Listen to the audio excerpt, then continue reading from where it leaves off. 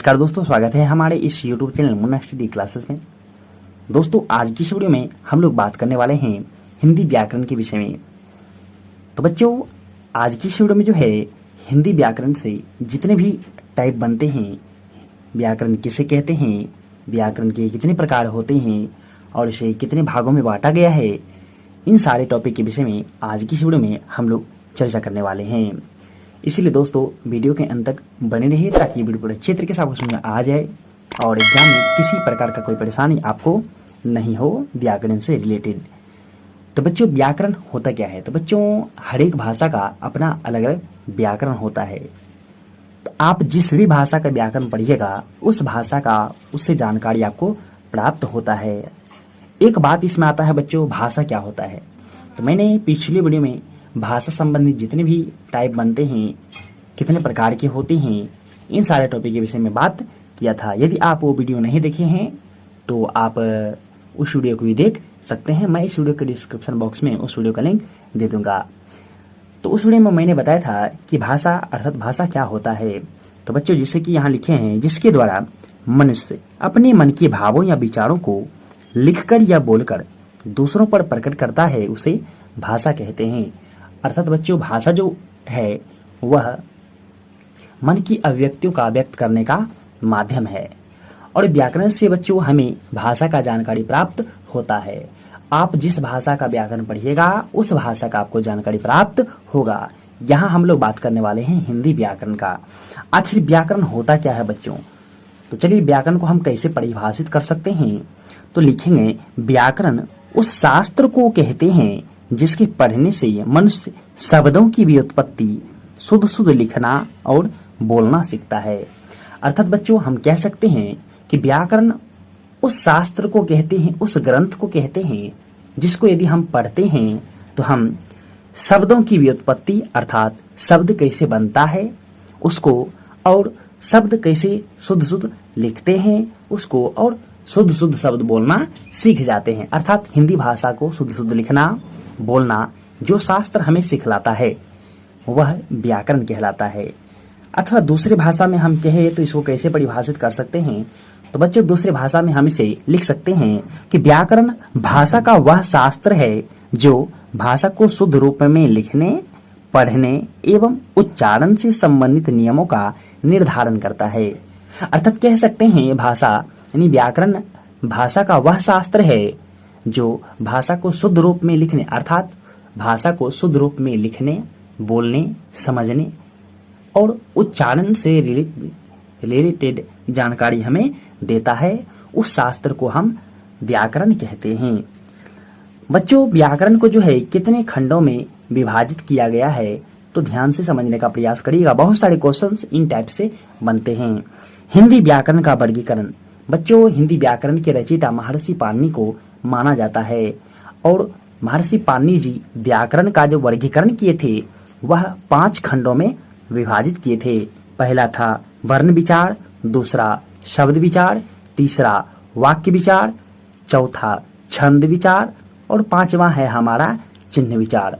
बच्चों, वर्ण विचार में हम लोग वर्ण के विषय में जानकारी प्राप्त करते हैं कि वर्ण क्या होता है, किसे कहते हैं और ये कितने भागों में इसे हम बांट सकते हैं, किन किन आधारों पर इसे हम बांट सकते हैं और इसका उच्चारण कहाँ से होता है।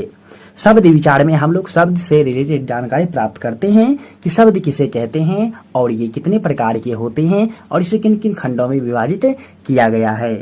अगला बात आता है हमारा वाक्य विचार का। वाक्य विचार में हम लोग जानते हैं कि वाक्य किसे कहते हैं, कितने प्रकार के होते हैं, कितने खंडों में इसे विभाजित किया गया है, किन किन आधारों पर इसे बांटा गया है। इन सारे टॉपिक के विषय में हम लोग वाक्य विचार में अध्ययन करते हैं। और छंद विचार में बच्चों किसका जानकारी हमें मिलता है?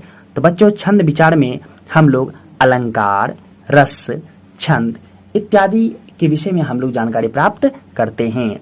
चिन्ह विचार में बच्चों विभिन्न प्रकार के चिन्हों के विषय में जानकारी प्राप्त करते हैं, उसे चिन्ह विचार कहते हैं। परंतु नवीनतम व्याकरण के आधार पर व्याकरण का मुख्य खंड तैयार किया गया, जिसमें बच्चों मुख्य खंड 3 प्रकार के किए गए, जिसमें था वर्ण विचार, शब्द विचार, वाक्य विचार। क्यों खंड किए गए, इसका मुख्य प्रकार 3 ही क्यों बनाया गया? तो ध्यान से समझने का प्रयास करिए। आप कोई भी वाक्य लिखते हैं, जैसे मैं आम खाता हूँ, तो वाक्य लिखने के बाद हम कोई चिन्ह का प्रयोग करते हैं और वाक्य में, भाषा में कभी कभी हम अलंकार का भी उपयोग करते हैं। इस तरह से वाक्य के अंतर्गत जो है छंद विचार भी आ जाते हैं और चिन्ह विचार भी आ जाते हैं। इसीलिए इन दोनों खंडों को व्याकरण की जो खंड है, व्याकरण के जो प्रकार हैं, उन खंडों से इन दोनों को खत्म कर दिया गया। क्यों? क्योंकि इन दोनों का जानकारी हमें वाक्य विचार से प्राप्त हो जाता है।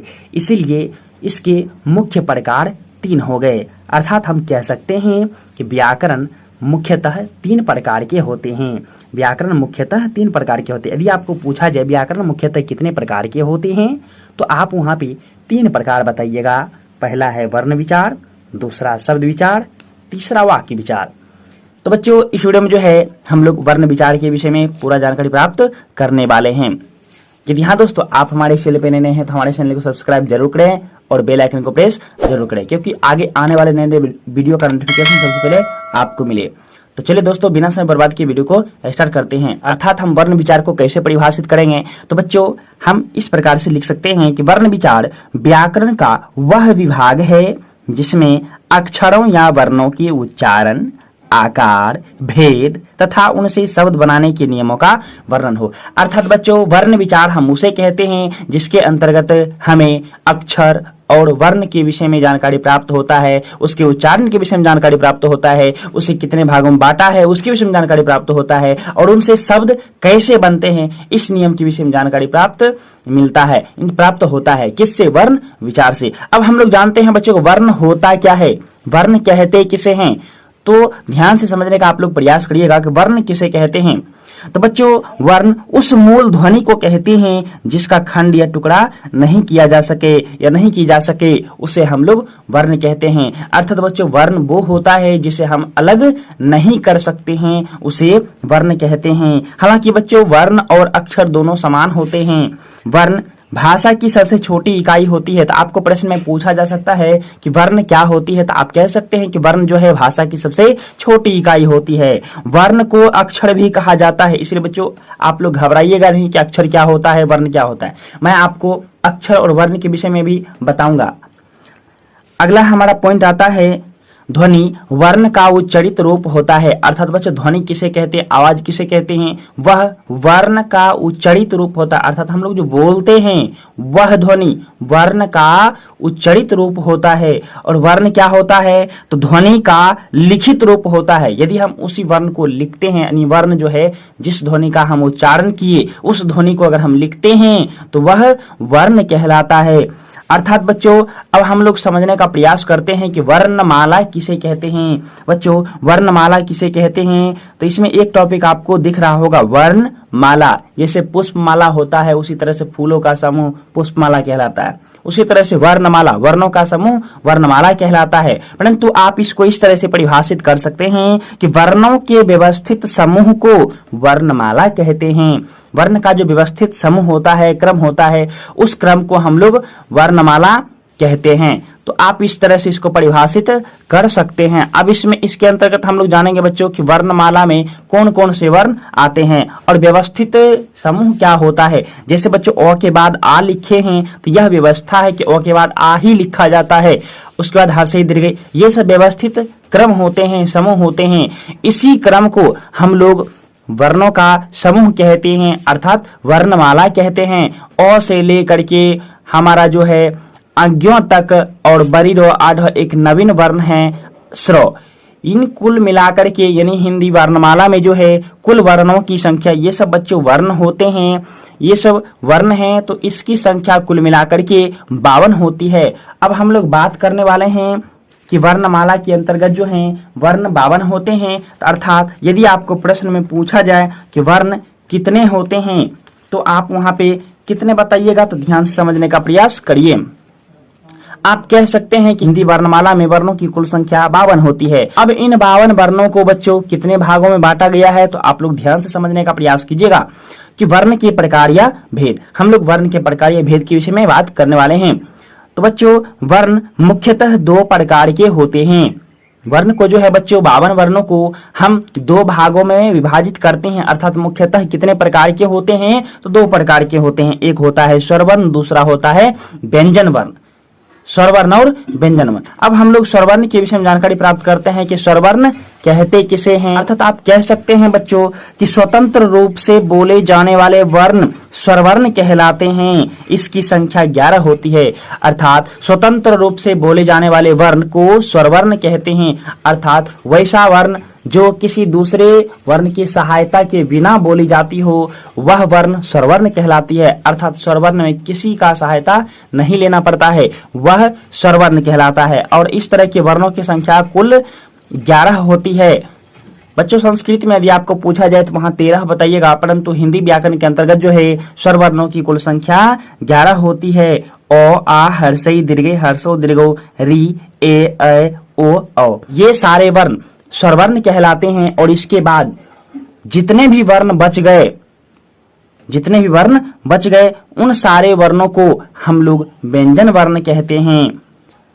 अब हम लोग करने वाले हैं कि स्वरवर्ण के प्रकार के भेद के विषय में।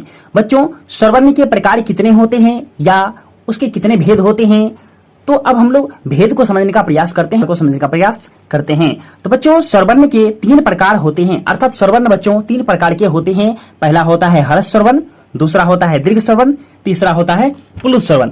और ये बच्चों मात्रा के आधार पर है, मात्रा के आधार पर स्वरवर्ण कितने प्रकार के होते हैं, तो 3 प्रकार के होते हैं या उच्चारण। जो हम लोग जानते हैं कि हर्ष स्वरवर्ण किसे कहते हैं, इसको हम कैसे परिभाषित करेंगे, तो आप लोग ध्यान समझने का प्रयास करिएगा बच्चों कि हर्ष स्वरवर्ण किसे कहते हैं। जैसा कि हम लोगों ने पहले अभी तुरंत पढ़ा था कि स्वरवर्णों की संख्या कितनी होती है, 11 होती है। तो उन वर्णों को जो है मुख्य रूप से भागों में बांटा गया है। पूछा जाता है कि स्वरवर्ण मुख्य कितने प्रकार, आप 2 प्रकार, परंतु पर दिया गया है कि स्वरवर्ण कितने प्रकार के, तो 3 प्रकार के होते हैं। अब हम पहला टाइप करने का प्रयास करते हैं कि हर वर्ण किसे कहते हैं। कह सकते हैं कि जिस स्वरवर्ण के उच्चारण में एक मात्रा समय लगे उसे हर्ष स्वरवर्ण कहते हैं। अर्थात जिस स्वरवर्ण के उच्चारण में एक मात्रा का समय लगे उसे हर्ष स्वरवर्ण कहते हैं। और इसकी संख्या 4 होती है दोस्तों, अ, हर्षई, हर्षौ और री। अब हम लोग स्वरवर्ण के दूसरे प्रकार अर्थात दीर्घ स्वरवर्ण के विषय में जानकारी प्राप्त करेंगे कि दीर्घ स्वरवर्ण किसे कहते हैं। तो हम लोग कह सकते हैं बच्चों जिस स्वरवर्ण के उच्चारण में 2 मात्रा का समय लगे उसे दीर्घ स्वरवर्ण कहते हैं। अर्थात जिस स्वरवर्ण के उच्चारण में 2 मात्रा का समय लगेगा उसे हम लोग दीर्घ स्वरवर्ण कहेंगे। जैसे आ, दीर्घ, दीर्घौ, ए, ऐ, ओ, औ। यानी दोस्तों इसकी संख्या कितनी होती है, 7 होती है। अर्थात कह सकते हैं जिस स्वरवर्ण के उच्चारण में 2 मात्रा का समय लगे उसे दीर्घ स्वरवर्ण कहते हैं और इसकी संख्या 7 होती है। यदि आपको बच्चों मुख्यतः प्रकार पूछा जाता तो 2 बताते, क्योंकि हर्ष स्वरवर्णों की संख्या 4 हो गई और दीर्घ स्वरवर्णों की संख्या 7 हो गई। तो 7 4 कितना हो गया बच्चों, 11 हो गया। इस तरह से हम लोग कह सकते हैं कि मुख्यतः जो है 2 प्रकार के होते हैं, परंतु प्रकार कितने हैं इसके, 3 होते हैं। पहला हर्ष स्वर, दूसरा दीर्घ और तीसरा हम लोग पढ़ने वाले हैं प्लुत स्वरवर्ण। तो दीर्घ स्वरवर्ण होता है कि 2 वर्णों की 2 मात्राओं का समय लगता है। अब 2 मात्रा हम लोग कैसे बुझेंगे, तो ध्यान समझिएगा बच्चों। जैसे आ बनता है तो आ में अ और अ मिलने के बाद ही आ का निर्माण होता है। एक मात्रा अ फिर दूसरा भी अ, ये 2 मात्रा के मिलने से आ का निर्माण होता है। इस तरह से आप लोग देख सकते हैं कि इन सारे वर्णों के जो उच्चारण में जो है 2 मात्रा का समय लगा है, जिसके कारण इसको हम लोग दीर्घ स्वरवर्ण कहते हैं। अब हम लोग स्वरवर्ण का लास्ट प्रकार प्लुत स्वरवर्ण के विषय में जानकारी प्राप्त करेंगे कि प्लुत स्वरवर्ण कहते किसे हैं और वह क्या होता है। तो बच्चों प्लुत स्वरवर्ण किसे कहते हैं, तो ध्यान समझिए। जिस के उच्चारण में 3 मात्रा का लगे उसे प्लुत कहते हैं। अर्थात बच्चों जिनके उच्चारण में 3 मात्रा का समय लगेगा उसे हम लोग प्लुत स्वरवर्ण कहते हैं। जैसे बच्चों राम, एस की तरह आप लोग देख रहे हैं बच्चों, इसको अ कहते हैं, जिसको ध्वनि भी बोलते हैं। जब उच्चारण हम इसका करते हैं तो उच्चारण में 3 बार अ का उच्चारण होता है, राम होता है, तब इसको बोलते हैं राम। अर्थात बच्चों आगे हम लोग इसके पॉइंट के विषय में जानकारी प्राप्त करते हैं कि आखिर प्रयोग हम लोग कहाँ करते हैं। तो बच्चों ध्यान समझिएगा कि प्लुत स्वरवर्ण को त्रिमात्रिक स्वरवर्ण भी कहते हैं। अर्थात त्रिमात्रिक स्वरवर्ण इसे क्यों कहते हैं, क्योंकि इस वर्ण के उच्चारण में 3 मात्रा का समय लगता है, इसलिए इसे त्रिमात्रिक स्वरवर्ण भी कहते हैं। और इसका प्रयोग कहाँ होता है बच्चों, तो इसका प्रयोग जो है प्लुत स्वरवर्ण का प्रयोग किसी को पुकारने में या नाट्य के संवादों में। अब संवाद किसको कहते हैं बच्चों, जब भी नाटक खेला जाता है तो उसमें जो बातचीत होता है उनमें भी इस वर्ण का प्रयोग होता है। अर्थात प्लुत स्वरवर्ण का प्रयोग जो है नाटक के संवाद में होता है और इसको पुकारने में। तो आज की वीडियो में हम लोग बात करेंगे पूरी विस्तार पूर्वक जाति के आधार पर स्वरवर्ण कितने प्रकार के होते हैं। तो दोस्तों जाति के आधार पे स्वरवर्ण 2 प्रकार के होते हैं। पहला होता है स्वजातीय स्वरवर्ण, दूसरा होता है विजातीय स्वरवर्ण। बच्चों स्वजातीय स्वरवर्ण किसे कहते हैं और विजातीय स्वरवर्ण किसे कहते हैं, तो इनको हम लोग समझने का प्रयास करेंगे। उससे पहले मैं आपको बता दूं दोस्तों कि स्वरवर्णों की संख्या जो होती है वह 11 होती है। मैंने पिछले वीडियो में विस्तारपूर्वक बात किया था। स्वरवर्णों की संख्या 11 होती है। ओ, आ, हर्षई दीर्घई, हर्षऊ, दीर्घऊ, री, ए, ऐ, ओ, औ। ये सारे वर्ण स्वरवर्ण कहलाते हैं। बच्चों ओ और आ का जो उच्चारण है वह कंठ से होता है। हर्षई दीर्घ का उच्चारण तालु से होता है और हर्षऊ दीर्घ का उच्चारण ओष्ठ से होता है। री का मूर्धा से होता है। ए का उच्चारण जो है कंठ और तालु से होता है। ओ का उच्चारण कंठ और ओष्ठ से होता है। दोस्तों ये सारे वर्ण के उच्चारण स्थान होते हैं, यानी ओ और आ का उच्चारण एक ही स्थान से होता है, कंठ से। हर्षई दीर्घ का तालु से, हर्षऊ दीर्घ का ओष्ठ से, री का मूर्धा से होता है, ए का कंठ और तालु से होता है, ओ का कंठ और ओष्ठ से होता है। तो मैंने आपको ये चीज समझाया, आप लोग इसको ध्यान रखिएगा तो स्वजातीय स्वरवर्ण और विजातीय स्वरवर्ण को समझने में आपको आसानी मिलेगा। अब हम लोग बात करते हैं कि स्वजातीय स्वरवर्ण कहते किसे हैं, अर्थात स्वजातीय स्वरवर्ण होता क्या है और इसमें कौन कौन से वर्ण आते हैं। तो दोस्तों आप कह सकते हैं, आप स्वजातीय स्वरवर्ण को इस प्रकार से परिभाषित कर सकते हैं कि वैसा स्वरवर्ण जिसका उच्चारण स्थान एक हो, केवल मात्रा भिन्न भिन्न हो, उसे स्वजातीय स्वरवर्ण कहते हैं। अर्थात दोस्तों वैसा स्वरवर्ण जिसका उच्चारण स्थान एक होगा, केवल मात्रा। अब मात्रा क्या होता है दोस्तों, तो जैसे अ है, अ का कोई मात्रा होता नहीं है, आ का मात्रा होता है आकर, यानी स्वरवर्ण के संकेत को ही मात्रा हम लोग कहते हैं। और हर्षिकार का ऐसे होता है, दीर्घिकार का ऐसे होता है, हर्षुकार का दीर्घ, हर्षुकार का ऐसे और दीर्घोर का ऐसे, ये आप लोग जानते हैं, ये मात्रा होता है। तो वैसा स्वरवर्ण जिसका उच्चारण स्थान एक हो, केवल मात्रा भिन्न भिन्न हो, उसे हम लोग स्वजातीय स्वरवर्ण कहते हैं। जैसे बच्चों आप लोग ध्यान से समझिएगा कि अ का स्वजातीय वर्ण आ होगा। क्यों होगा, क्योंकि अ का उच्चारण भी कंठ से होता है और आ का भी उच्चारण कंठ से होता है। और परिभाषा मेरा क्या कह रहा है कि वैसा स्वरवर्ण जिसका उच्चारण स्थान एक हो, तो यहाँ जो है अ और आ का उच्चारण स्थान एक है, परंतु इसका मात्रा अलग अलग है। अ का कोई मात्रा होता नहीं है दोस्तों, आ का मात्रा आकर होता है, तो इनका मात्रा भी भिन्न भिन्न है, यानी अ का होता ही नहीं है, आ का होता है, यानी मिल नहीं रहा है, मात्रा नहीं मिल रहा है लेकिन उच्चारण स्थान मिल रहा है, इसीलिए इसको हम स्वजातीय स्वरवर्ण कहेंगे। यदि आपको प्रश्न में पूछा जाए कि अ का स्वजातीय वर्ण क्या होगा, तो आ होगा, आ का क्या होगा, तो अ होगा। हर्षई का स्वजातीय वर्ण क्या होगा, दीर्घ होगा, क्योंकि हर्षई दीर्घ का उच्चारण स्थान एक ही होता है, जिसको तालु कहते हैं। लेकिन मात्रा दोस्तों इसका भिन्न भिन्न है, क्योंकि हर्षई इस तरह से लिखा जाता है और दीर्घ इस तरह से। अब आप ही बताइए, मात्रा तो भिन्न भिन्न हुआ, अलग अलग है, लेकिन उच्चारण स्थान क्या है, एक है, इसलिए इन वर्णों को हम लोग स्वजातीय स्वरवर्ण कहेंगे। अर्थात हर्षई का स्वजातीय वर्ण दीर्घ होगा, हर्षों का स्वजातीय वर्ण दीर्घ होगा, क्योंकि इसका उच्चारण स्थान ओष्ठ से होता है। बच्चों री का स्वजातीय वर्ण नहीं होता है, क्योंकि री एक अलग ही वर्ण है, इसका उच्चारण मूर्धा से होता है और यहाँ से किसी और वर्ण का उच्चारण, स्वरवर्ण का उच्चारण नहीं होता है, जिसके कारण री का स्वजातीय वर्ण कोई नहीं होता है। ए का स्वजातीय वर्ण अय होता है, क्योंकि कंठ और तालु से इसका उच्चारण होता है और मात्रा इसका भिन्न भिन्न होता है। कैसे, ए का मात्रा एक एकड़ होता है और ए का डबल एकड़ होता है, तो ये जो है मात्रा इसका भिन्न भिन्न हुआ। ओ का स्वजातीय वर्ण अ होगा, क्योंकि इसका मात्रा देखिए भिन्न भिन्न होता है, लेकिन उच्चारण स्थान दोनों का क्या है, कंठ और ओष्ठ है। तो वैसा स्वरवर्ण जिसका उच्चारण स्थान एक हो, मात्रा भिन्न भिन्न हो, उसे स्वजातीय स्वरवर्ण कहते हैं। तो ओ का स्वजातीय वर्ण अ होगा, औ का ओ होगा, ए का अय होगा, अय का ए होगा, आ का स्वजातीय वर्ण अ होगा, अ का आ होगा। इस तरह से आप लोग बता सकते हैं। अब हम लोग बात करेंगे कि विजातीय स्वरवर्ण किसे कहते हैं। विजातीय स्वरवर्ण किसे कहते हैं दोस्तों, वैसा स्वरवर्ण जिसका उच्चारण स्थान और मात्रा भिन्न भिन्न हो, उसे विजातीय स्वरवर्ण कहते हैं। अर्थात दोस्तों विजातीय का अर्थ होता है कुछ मिलेगा ही नहीं, अर्थात इसका उच्चारण स्थान भी एक नहीं होगा और मात्रा भी भिन्न भिन्न होगा, यानी कुछ इसका मैच नहीं करेगा, तो उसे हम लोग बोलेंगे विजातीय स्वरवर्ण। जैसे बच्चों अ और हर्षई लिखा गया है, तो ये दोनों क्या है, विजातीय स्वरवर्ण है। क्यों है, क्योंकि अ का उच्चारण कंठ से होता है, हर्षई का तालु से होता है, तो उच्चारण स्थान अलग अलग हो गया और मात्रा अ का मात्रा होता नहीं है, हर्षिकार का होता है, तो देखिए मात्रा भी नहीं मिल रहा है और उच्चारण स्थान भी भिन्न भिन्न है, तो इसे हम लोग विजातीय कहेंगे, स्वजातीय नहीं कहेंगे। अब यहाँ दोस्तों एक और समझिए, हर्षई और हर्षऊ, ये जो स्वरवर्ण का जोड़ा हमने लिखा है ये क्या है, विजातीय स्वरवर्ण है, क्योंकि हर्षई का उच्चारण स्थान तालु होता है और हर्षों का ओष्ठ होता है। तो बताइए दोस्तों, उच्चारण स्थान मिल रहा है? नहीं, उच्चारण स्थान नहीं मिल रहा है। अब इसका मात्रा समझिए, हर्षिकर कैसे लिखते हैं, हर्षुकर कैसे लिखते हैं, मात्रा क्या मिल रहा है? नहीं। वैसा स्वरवर्ण जिसका उच्चारण स्थान भी भिन्न भिन्न हो और मात्रा भी अलग अलग हो तो उसे हम लोग विजातीय स्वरवर्ण कहते हैं। जैसे अ के साथ हम दीर्घ को लिखे हैं, आ के साथ हर्ष लिखे हैं, आ के साथ दीर्घ लिखे।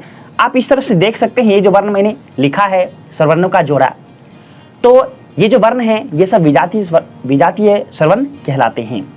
दोस्तों, हम लोगों ने अभी तक स्वरवर्ण का पूरा प्रकार के विषय में पढ़ा। स्वरवर्ण क्या है, कितने प्रकार के होते हैं, कितने भागों में इसे बांटा गया है और कौन कौन से खंड इसके किए जा सकते हैं।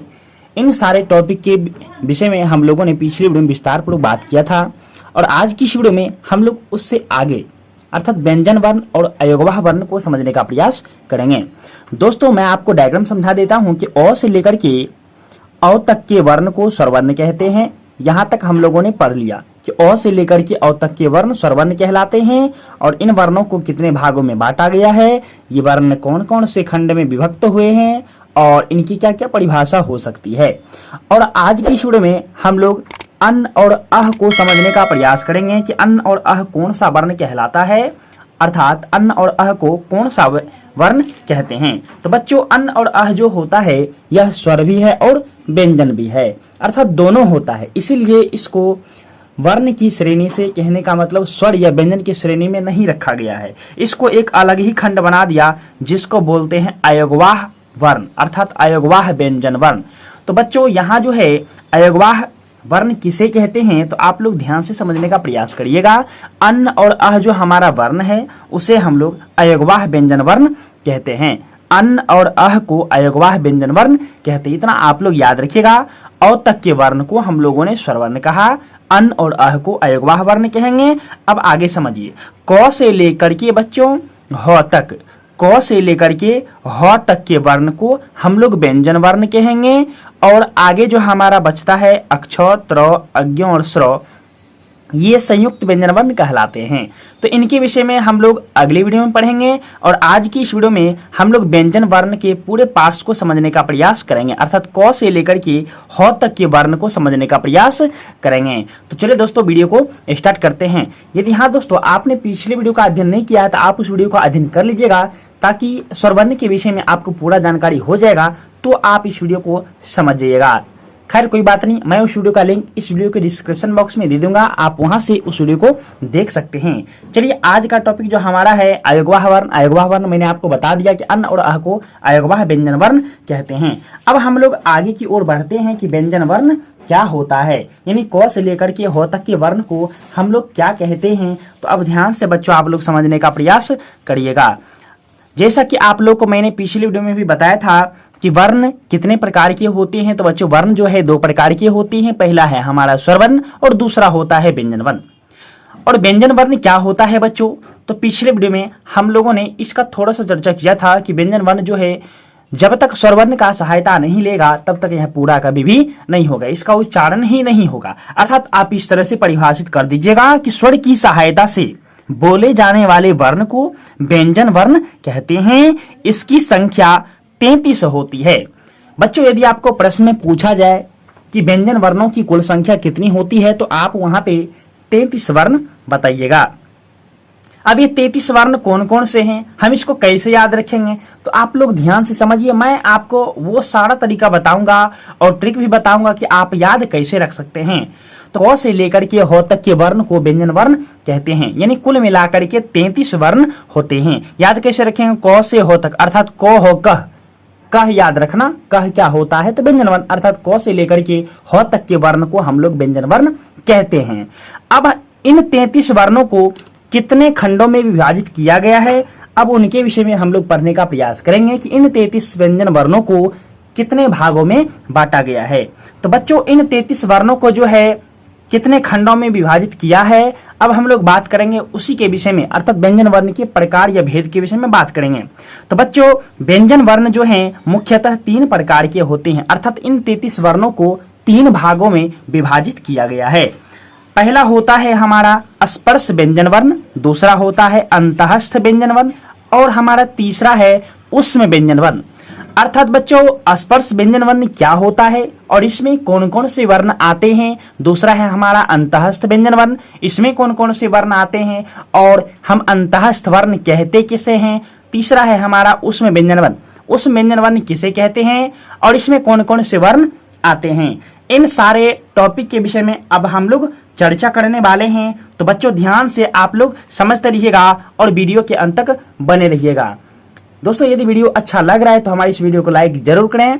तो चलिए आगे बढ़ते हैं। अब हम लोग समझेंगे कि स्पर्श व्यंजन वर्ण के विषय में, कि स्पर्श व्यंजन वर्ण किसे कहते हैं और ये स्पर्श व्यंजन वर्ण होता क्या है। तो अब ध्यान से समझिएगा बच्चों। अब आप ही सोचिए कि हम जब भी कोई वर्ण बोलते हैं अर्थात क्या उच्चारण करते हैं तो उस आधार पर जो है इनका खंडन किया गया है। यानी आप इसको इस तरह से परिभाषित कर सकते हैं कि जिन व्यंजन वर्णों के उच्चारण में हवा मुंह के उच्चारण स्थान को स्पर्श करते हुए बाहर निकलती है उसे स्पर्श व्यंजन वर्ण कहते हैं। अब यहाँ पे एक नया पॉइंट आया है बच्चों कि उच्चारण स्थान। तो उच्चारण स्थान क्या होता है? तो उच्चारण स्थान में बच्चों मुंह का जो उच्चारण स्थान अर्थात कंठ, तालु, मूर्धा, दंत और ओष्ठ प्रमुखतः 5 होते हैं। कंठ, तालु, मूर्धा, दंत, ओष्ठ। यानी मुख के अंदर से जो हवा जब निकलेगा और वह हवा कंठ, तालु, मूर्धा, दंत, ओष्ठ किसी ना किसी स्थान को स्पर्श करके बाहर निकलेगा और जिस वर्ण का निर्माण होगा वह वर्ण स्पर्श व्यंजन वर्ण कहलाएगा। और इसकी संख्या बच्चों 25 होती है। स्पर्श व्यंजन वर्णों की संख्या यदि आपको पूछा जाए कितनी होती है तो 25 होती है। इनकी कवर्ग कहने से बच्चों आप लोग ध्यान रखिएगा कि कवर्ग कहने से क का वर्ग अर्थात क का पूरा वर्ण क, ख, घ, घ, अंघो यानी कुल 5 वर्ण कवर्ग में आते हैं। चवर्ग कहने से चौका पूरे, टवर्ग कहने से टोका पूरे, तवर्ग कहने से तोका पूरे और पवर्ग कहने से पौका पूरे। अर्थात बच्चों ये सब स्पर्श व्यंजन वर्ण कहलाते क्यों हैं? क्योंकि क जो है क हमारा जो वर्ण है स्पर्श व्यंजन वर्ण और ये कवर्ग जो आप देख रहे हैं इस वर्ण का उच्चारण में क्या हुआ, अंदर से जो हवा निकला वह कंठ को स्पर्श करके बाहर निकला, इसीलिए इन सारे वर्णों का निर्माण हुआ जिसके कारण इसको हम स्पर्श व्यंजन वर्ण कहते हैं। यदि आपको उच्चारण स्थान भी पूछा जाता तो क्या बोलते? कंठ, क्योंकि ये कंठ को स्पर्श करके हवा जब बाहर निकला तो इस वर्ण का निर्माण हुआ। दूसरा है चवर्ग। चवर्ग में चौका पूरा वर्ण आता है और ये जो है इसका निर्माण कब हुआ? तो ये जो है अंदर से जो हवा निकला वह तालु को स्पर्श करके बाहर निकला है और इस वर्ण का निर्माण हुआ। अगला है टवर्ग। इसका उच्चारण कहां से होता है? मूर्धा से। मूर्धा को यह स्पर्श करके बाहर निकलता है। तवर्ग है ये दंत से और ये पवर्ग ओष्ठ से। तो ये सब बच्चों उच्चारण स्थान होते हैं। तो इन वर्णों के उच्चारण में क्या हुआ? हवा किसी न किसी उच्चारण स्थान को स्पर्श करके बाहर निकला और इस वर्ण का निर्माण हुआ जिसके कारण इसको हम लोग स्पर्श व्यंजन वर्ण कहते हैं। यानी क से म तक के वर्ण को हम लोग स्पर्श व्यंजन वर्ण कहेंगे। क म कम याद रखिएगा, कम स्पर्श व्यंजन वर्ण में कम याद रखना, क से म तक। आगे हम लोग बढ़ते हैं, व्यंजन वर्ण का दूसरा प्रकार को समझने का प्रयास करते हैं कि दूसरा प्रकार होता क्या है। तो बच्चों दूसरा जो हमारा प्रकार है अंतःस्थ व्यंजन वर्ण है। अब ये अंतःस्थ व्यंजन वर्ण कहते किसे हैं? अंतःस्थ व्यंजन वर्ण को हम कैसे परिभाषित करेंगे और अंतःस्थ व्यंजन वर्ण के अंतर्गत कौन कौन से वर्ण आएंगे? तो बच्चों हम इसको इस तरह से परिभाषित कर सकते हैं कि जिन व्यंजन वर्णों के उच्चारण में हवा मुंह के अंदर से रुक रुक कर बाहर निकलती है उसे अंतःस्थ व्यंजन वर्ण कहते हैं। इसकी संख्या 4 होती है। बच्चों अंतःस्थ व्यंजन वर्ण के उच्चारण में क्या होता है?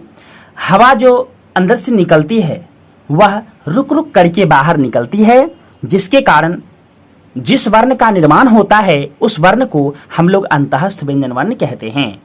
और इस तरह के वर्णों की संख्या कितनी होती है? तो वह 4 होती है। वे कौन कौन से वर्ण हैं जिसके उच्चारण में हवा मुंह के अंदर से रुक रुक कर बाहर निकलती है? तो वह जो बच्चों हैं यो, रो, लो, वो अर्थात यर लव कह सकते हैं।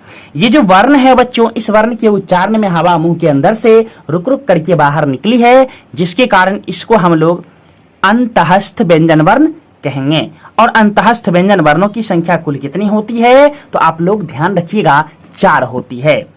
तो बच्चों व्यंजन वर्ण 33 होते हैं, 25 को हम लोग स्पर्श व्यंजन वर्ण बोल दिए और 4 जो वर्ण है अंतःस्थ व्यंजन वर्ण हुआ। 25 4 कितना हुआ? 29 हुआ। अब बचा कितना? 4। तो ऐसे भी दिमाग लगा सकते हैं कि उस व्यंजन वर्णों की संख्या कितनी होगी? 4 होगी। अब हम लोग उस व्यंजन वर्ण को समझने का प्रयास करते हैं।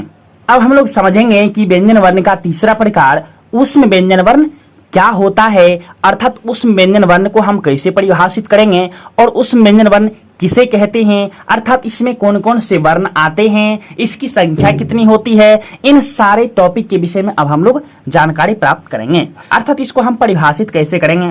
तो जिन व्यंजन वर्णों के उच्चारण में हवा मुंह के अंदर से रगड़ खाते हुए बाहर निकलती है उसे ऊष्म व्यंजन वर्ण कहते हैं। इसकी संख्या 4 होती है।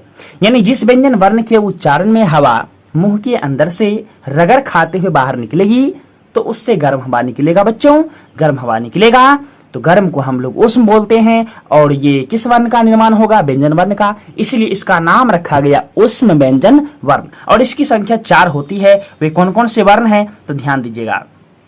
तो बच्चों तालव्य श, आप 100 कहिएगा तो पता नहीं चलेगा, इसको बोलते हैं तालव्य श, मूर्धन्त श, दंत स, हो। ऐसे करके आप उच्चारण करिए और अनुभव कीजिए, देखिए मुख से गर्म हवा जरूर बाहर निकलेगा।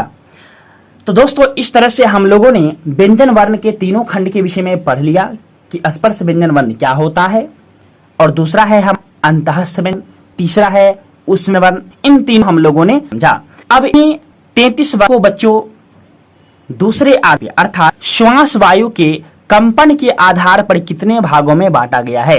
अर्थात बच्चों आप व्यंजन वर्ण को बोलिएगा तो कोई ऐसे व्यंजन वर्ण है जिसका उच्चारण करिएगा तो कंपन नहीं होगा, और कुछ ऐसे व्यंजन वर्ण है जिसका उच्चारण करिएगा तो कंपन होगा। तो उस आधार पे जो है श्वास कंपन के आधार पर व्यंजन को कितने खंडों में किया गया है, इसके विषय में हम लोग वीडियो में चर्चा मिलते हैं अगले वीडियो के लिए। बहुत बहुत धन्यवाद। अच्छा लगा हो तो हमारे इस वीडियो को लाइक जरूर करें, यदि चैनल पे नए थे तो हमारे इस चैनल को भी सब जरूर करें, क्योंकि आगे आने वाले वीडियो का नोटिफिकेशन सबसे पहले आपको मिले, इसलिए आप बेल आइकन को